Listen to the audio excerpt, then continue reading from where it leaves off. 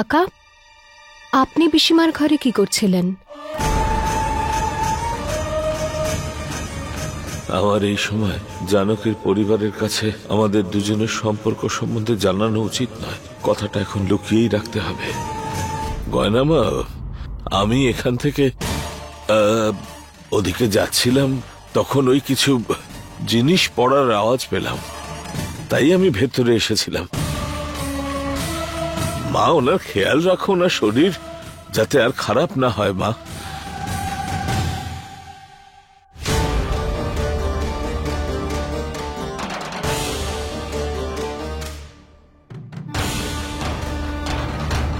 আমাদেরও যাওয়া উচিত। পিসিকে রেস্ট নিতে দিই আমরা।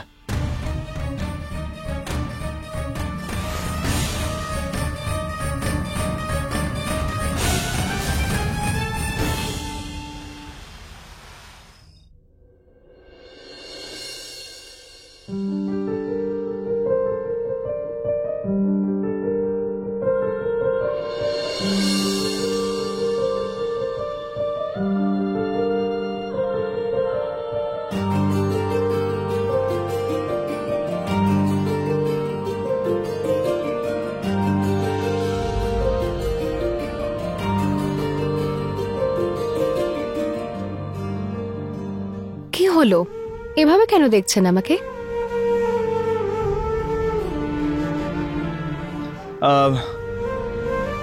তোমার মুখে কিছু একটা লেগে আছে।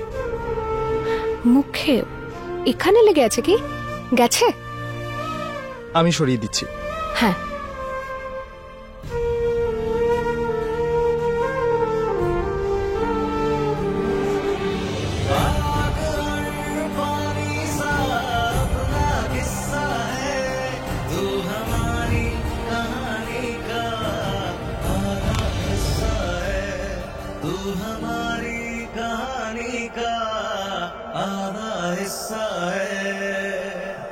বেশি চালাকি করবেন না, সব বুঝি আমি আপনি কি করতে চান। আরে কি করছি আমি? আমি তো তোমাকে সাহায্য করছিলাম। তুমি না সারাক্ষণ শুধু আমাকে এমনি সন্দেহ করো। আমার ভালোবাসার কোনো মূল্যই নেই। ডাক্তারবাবু, আরো সরল হওয়ার ভান করুন। আপনার ভাগ্য ভালো যে আপনি একটা সরল বউ পেয়েছেন। নিন তার সহজ সরল হওয়ার সুযোগ। তুমি আর সহজ সরল? সত্যি বলতে কি, আমি যাই করি না কেন তাতে তুমি আমায় করো বদনাম, কিন্তু তুমি আমার ওপর ছুরি চালাও তার কোনো হিসেবই নেই।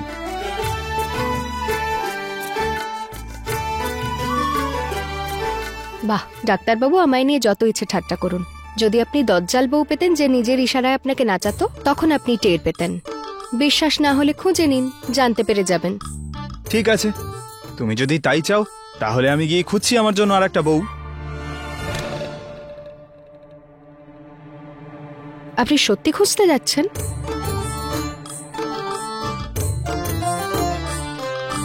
হ্যাঁ। আরে তুমিই তো বললে। আর আমি তোমার কথা শুনবো না এত খারাপ স্বামীও তো আমি নই। আমি যাচ্ছি।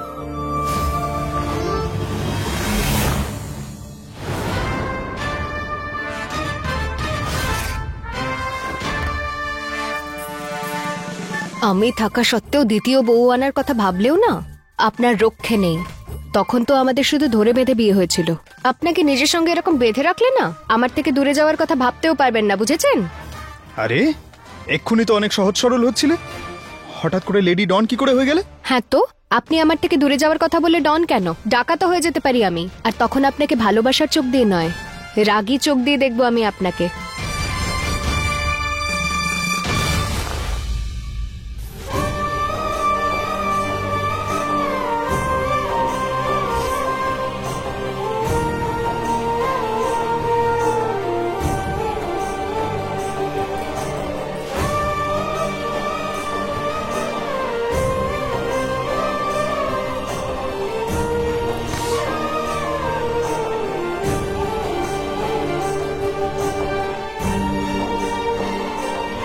ঠিক আছে, এবার আমি তোমার কাছেই থাকবো।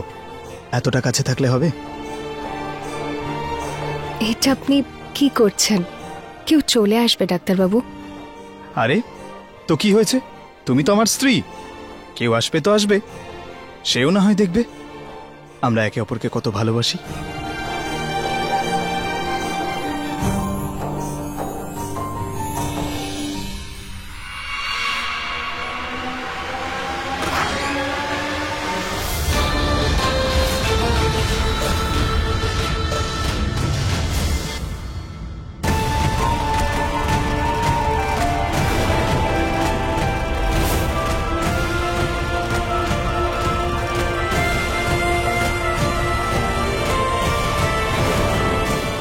আয়ুষ্মান, তোমার প্রথম প্রেম আমি ছিলাম আর শেষ প্রেমও আমিই থাকবো। আর তার জন্য তোমাকে গয়নার থেকে অনেক দূরে যেতে হবে।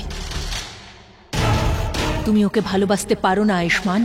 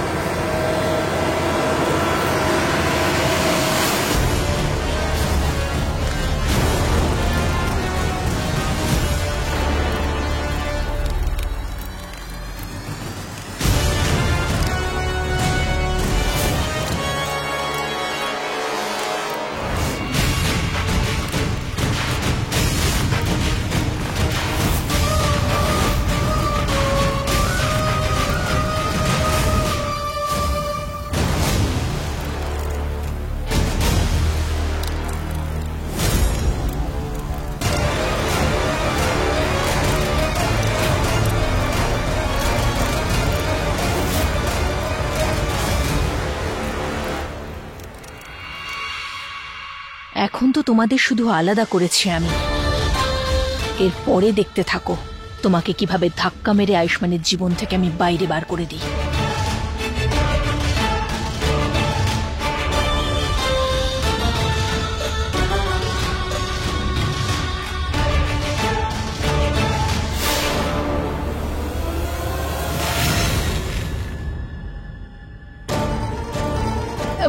ক্ষমা করো, তোমার মুখে রং লেগে গেছে। এসো, আমি পরিষ্কার করে দিচ্ছি।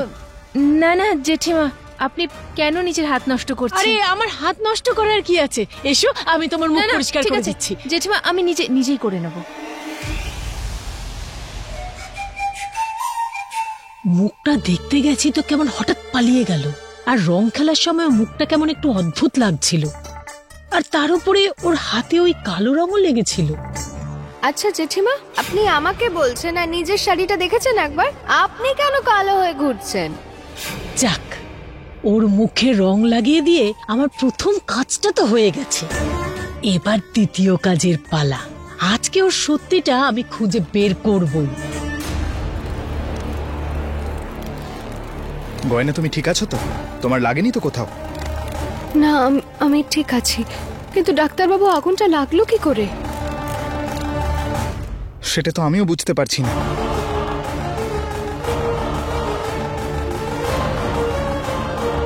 হয়তো এই মোমবাতির জন্য আগুনটা লেগেছে।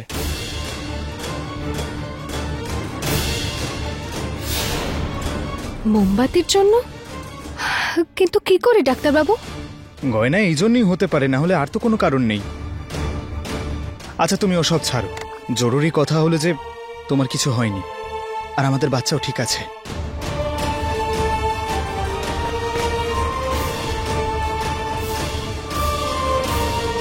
হে ভোলানাথ, এটা কি হলো? তাহলে কি আমার আর ডাক্তারবাবুর ওপর কোনো বিপদ রয়েছে? আর যদি তাই হয় তাহলে আপনি আমাদের কৃপা দৃষ্টিতে রাখবেন, যাতে আমি আর ডাক্তারবাবু সুরক্ষিত আর একসঙ্গে থাকতে পারি।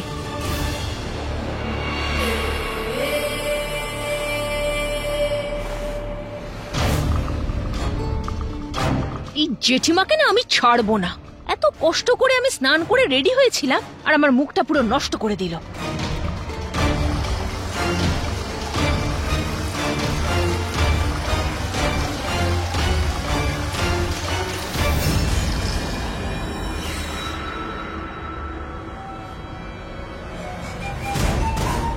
এই কুমারের বাথরুমে আমি আগে থেকেই ক্যামেরা লাগিয়ে দিয়েছি।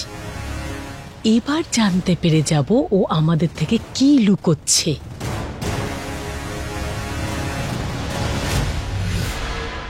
হ্যাঁ, এটা কি? ওর মুখ তো পুরো ঠিক আছে। অনেক বছর আগে একটা দুর্ঘটনা ঘটেছিল, তাতে আমার অর্ধেক মুখ পুড়ে গেছিল। পুরো মুখটা দেখলে আপনারা ভয় পাবেন। এত বড় মিথ্যে কথা বলেছে আমাদের সবাইকে।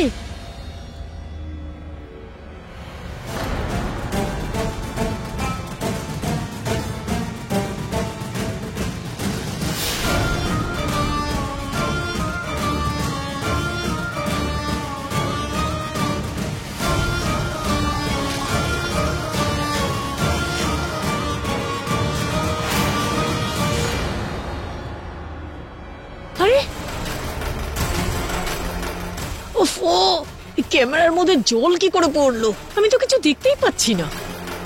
কিন্তু একটা ব্যাপার তো পরিষ্কার, যে ওর মুখটা পোড়া নয়, সেই জন্যই তো এমন ঘষে ঘষে মুখ ধুচ্ছে। এর মানে ও আমাদের সবাইকে বোকা বানাচ্ছে।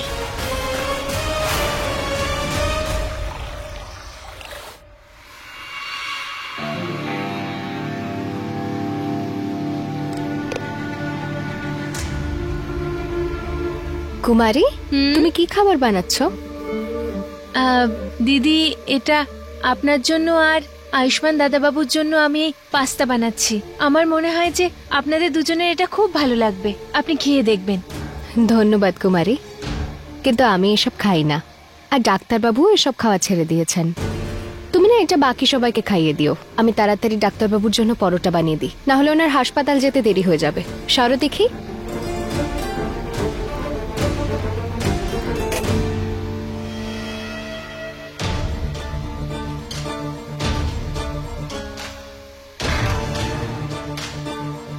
গয়না, তোমার মনে হচ্ছে যে আয়ুষ্মান আমার হাতের পাস্তা পছন্দ করবে না? তুমি জানো না যে Ayushman use to love this spaghetti pasta, যখন আমি ওর জন্য তৈরি করতাম।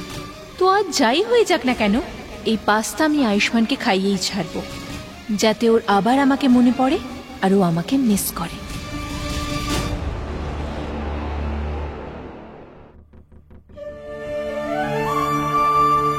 আমি জানি যে কথাটা সবার থেকে লুকোচ্ছি সেটা লুকোনো উচিত নয়। এটা করতে গিয়ে আমার খুব খারাপও লাগছে, কিন্তু গয়না আর আমার পরিবারের জন্য এটাই ভালো হবে।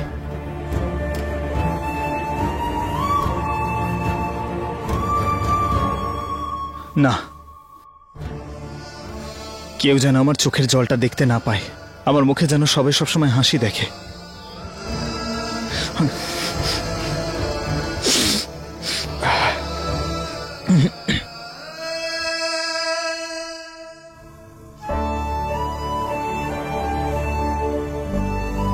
গয়না, আমার ব্রেকফাস্টে দাও, হসপিটালের জন্য বেরোবো। হ্যাঁ হ্যাঁ ডাক্তারবাবু, এক্ষুনি আনছি।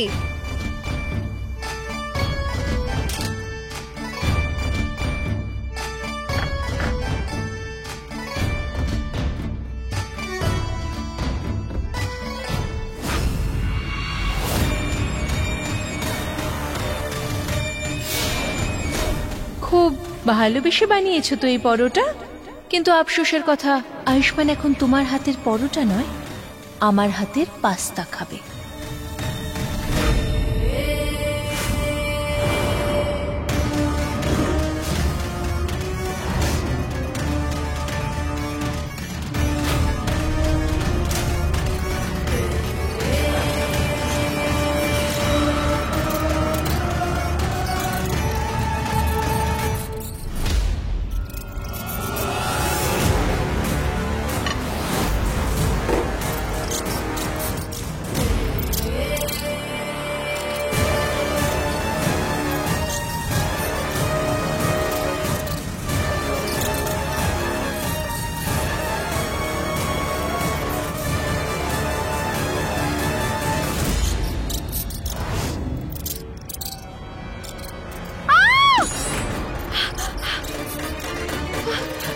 ইঁদুর! গয়না, কি হয়েছে? তুমি ঠিক আছো? আরে দিদি, আপনার এই পরোটা তো পুরো ইঁদুরেই খেয়ে নিল। এই চা চা।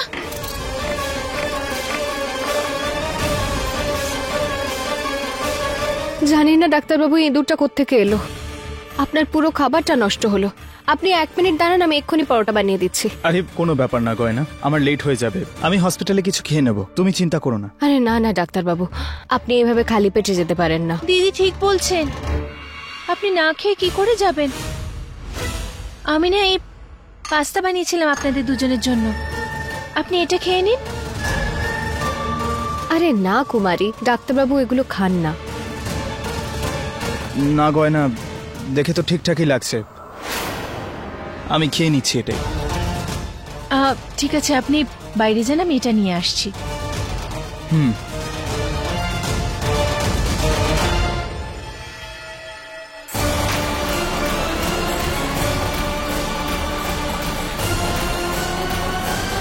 কুমারী, তুমি এটা আমায় দাও, আমি দিয়ে দিচ্ছি ডাক্তারবাবুকে। তুমি বাকি কাজ সেরে নাও। ঠিক আছে।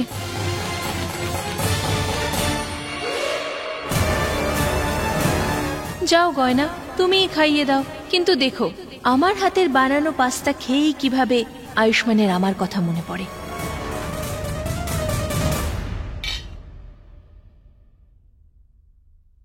ওই আমি জল দিতে তো ভুলেই গেছিলাম, জল ঢেলে দিই।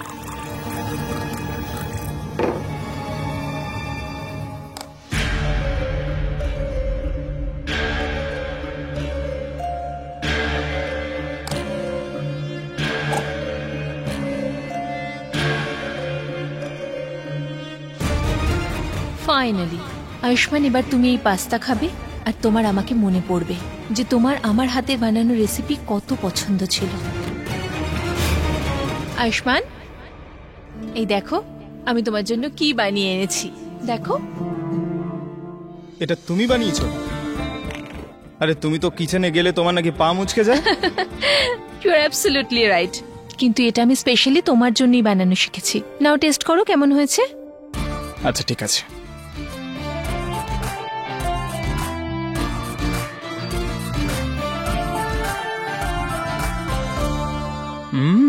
এটা তো সত্যি খুব টেস্টি।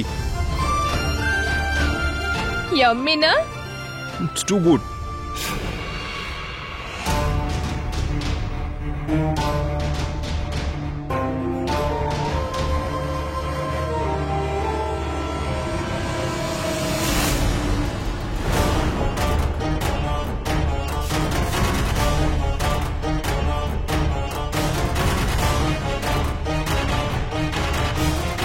কি হলো ডাক্তারবাবু, খাবারটা ভালো লাগেনি আপনার?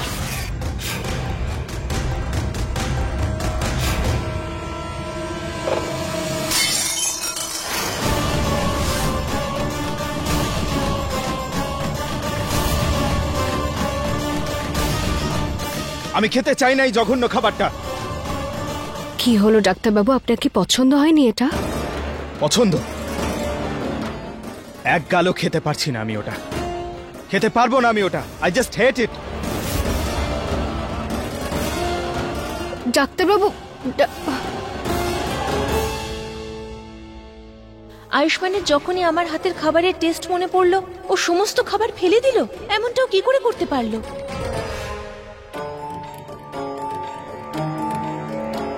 কুমারী, আই এম সরি। তুমি এত ভালোবেসে খাবারটা বানিয়েছিলে, কিন্তু জানি না ডাক্তারবাবু কেন রাগ করে চলে গেলেন। উনি কখনো এভাবে খাবারের অপমান করেন না। কোনো ব্যাপার নয় দিদি, আমি পরিষ্কার করে দিচ্ছি।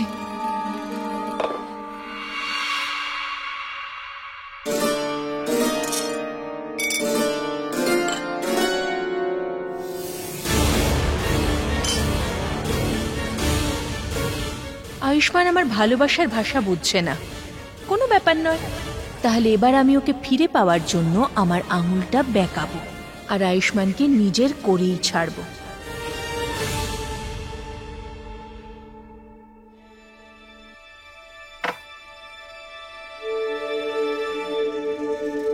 বিরাজ,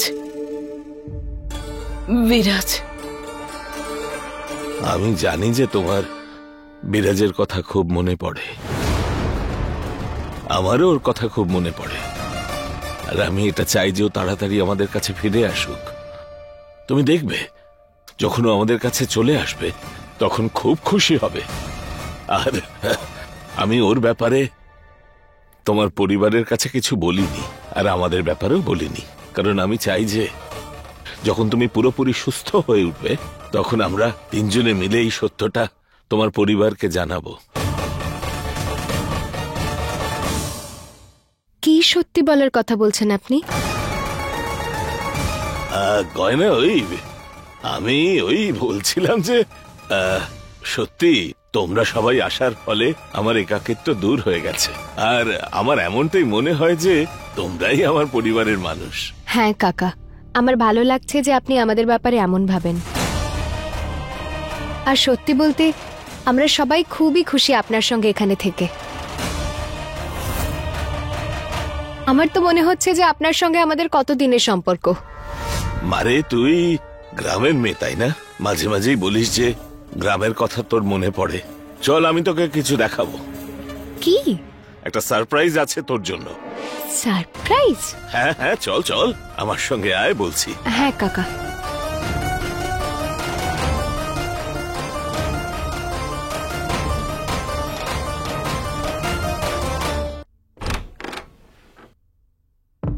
দেখ তো পেছনে লাইটের সুইচ আছে। হ্যাঁ কাকা।